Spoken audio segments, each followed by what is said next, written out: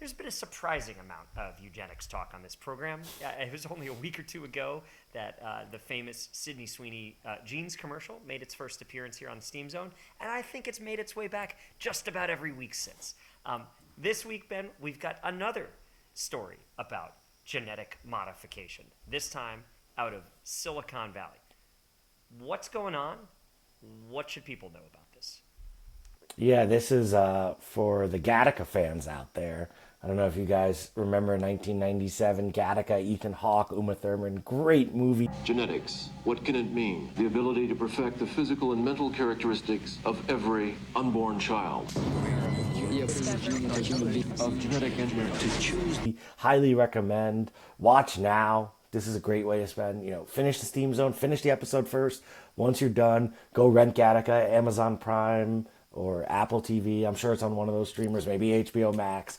But after that, I think you'll leave the movie with a really good question of, is this the right thing to do? And so what is actually happening here, right?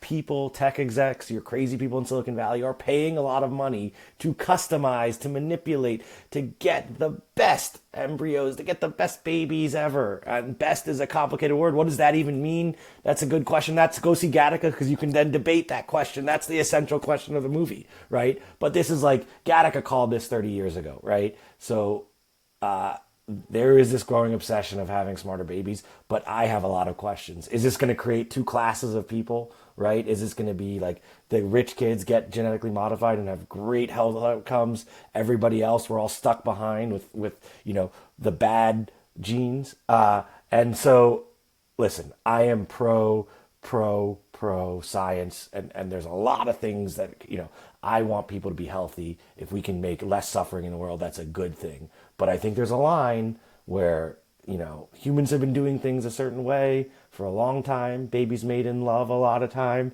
And that's part of the human experience. And so this just has me a little worried that we're leaving some of that. I don't even know where to begin, man. Like, I think, we shared this, Mike Solana, Pirate Wire's great publication, kind of going full frontal on, who is this, Mehdi Hassan. There was an article, I don't need you to cure my blindness.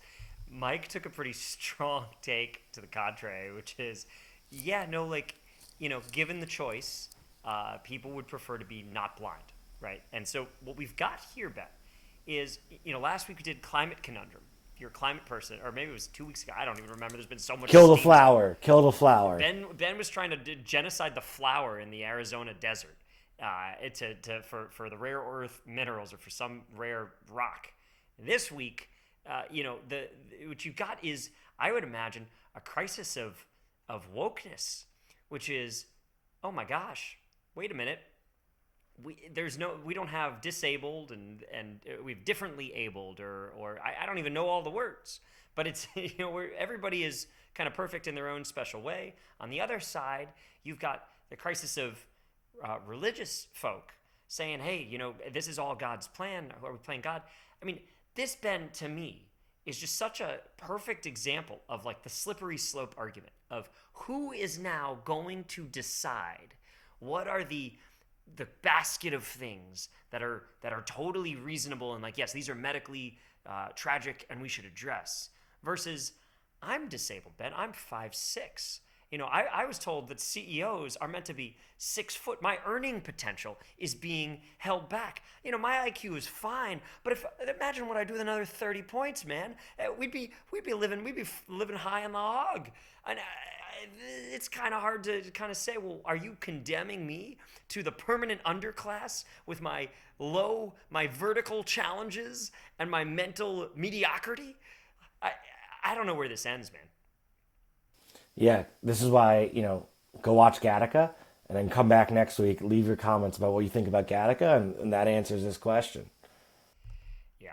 So this is I've been hearing about this for a while. There's the cloning guy out of China. I think he's a Chinese scientist who's cloning babies, who I think now has a lab in the United States. I could be wrong. We'll look into this. We'll get back to you. This is a story that's not going anywhere anytime fast. But what is certainly clear is that if we go down this route, Ben, the idea of allowing only the super uber wealthy Silicon Valley elites access to this type of embryo editing or gene editing technology is yet more fuel on the fire of the yawning wealth gap and the entrenchment of class difference in our society. We don't need gasoline on that fire. That fire is burning bright. This one, I think, has me pretty concerned.